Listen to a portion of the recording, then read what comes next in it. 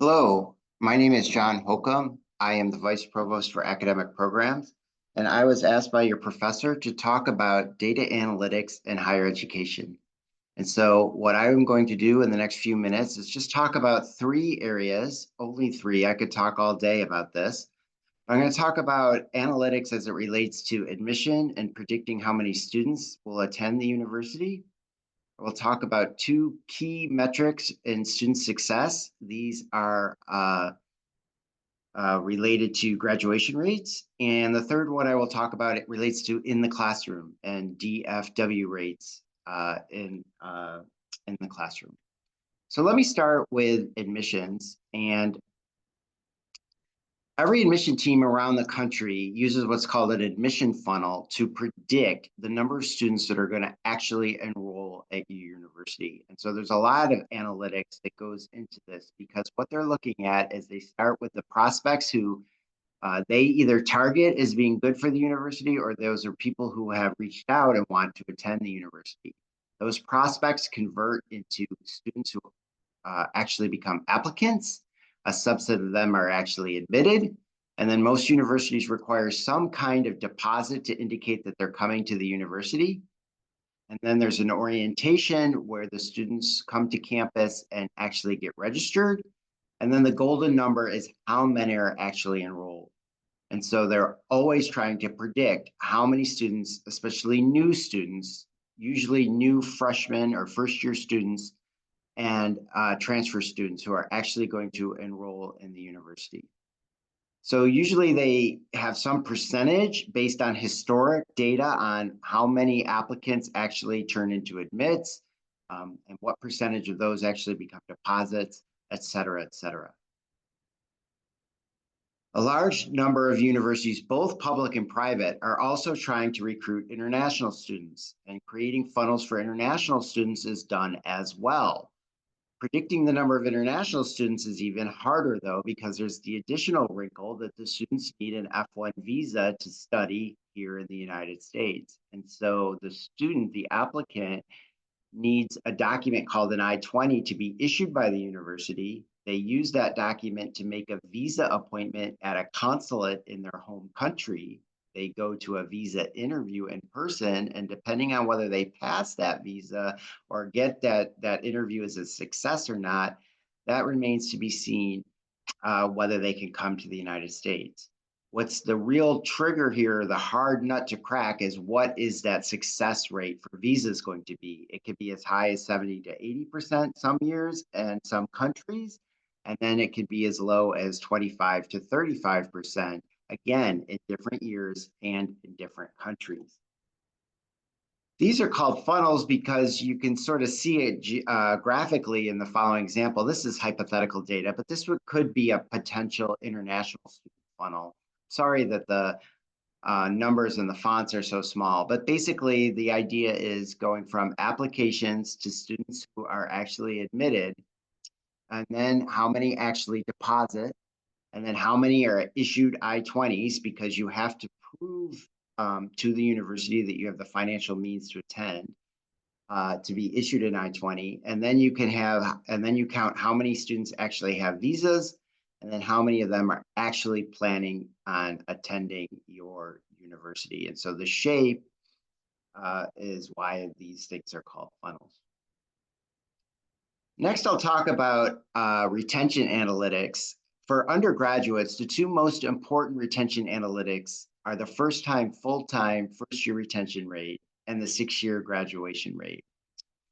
What happens is that every university has to identify what's called the IPEDS cohort. And so at the second or third week mark, the census date, they look at a snapshot of all the first-time, full-time, first-year students who are actually registered at that time.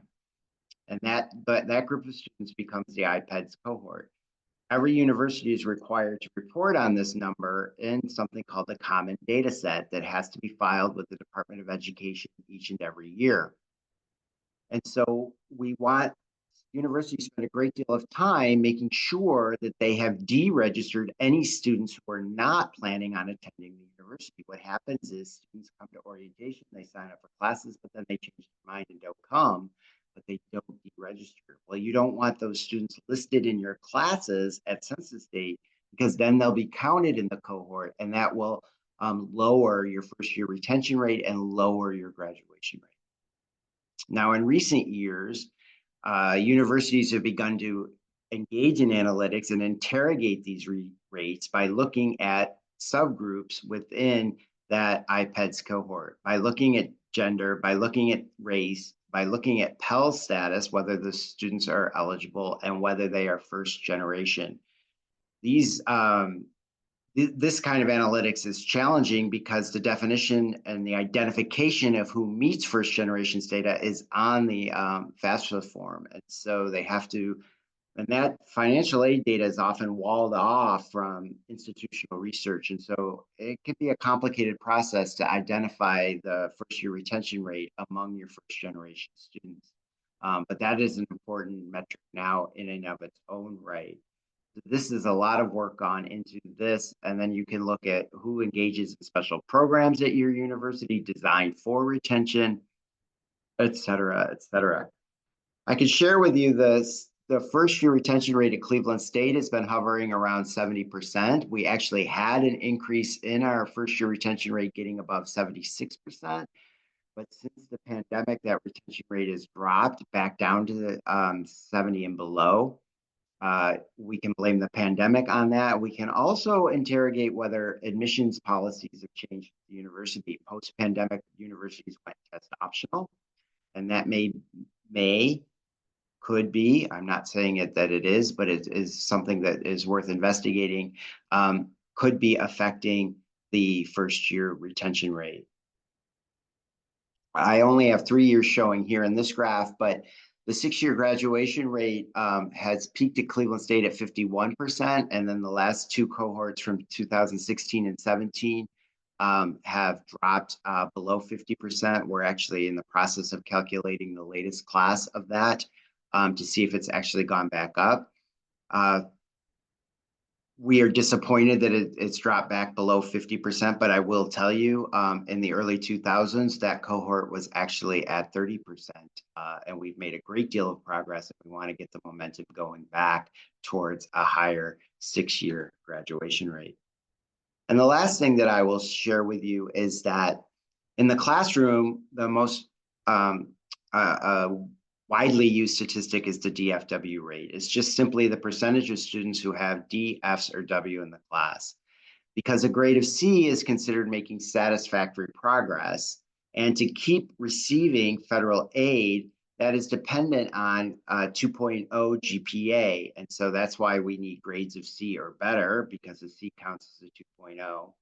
And even though a W grade does not go into the calculation of GPA, W's do not earn credit. Students don't get credit for the class. And another criteria for federal aid is that they have to be earning a certain percentage of the credits that they started the semester with. They need to earn 67% of the credits that they signed up for at the start of the term.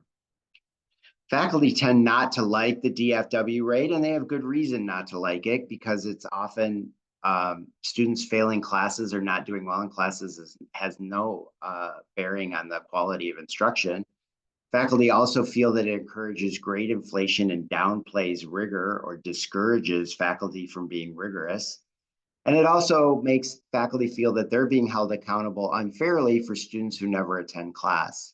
These are all valid arguments, but the federal government or the people who created this metric feel that you have to look at the total rate for all the students who are registered on census date, because those are the students who are being counted towards that first year retention rate and the 6-year graduation rate.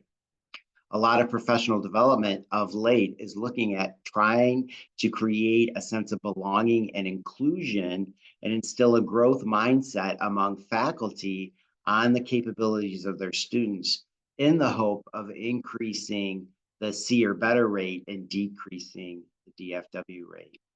So I'm going to stop there, but I am very grateful for the interest in this topic, and I am happy to consult with your instructor if there's more interest in this topic. Thank you so much for your attention.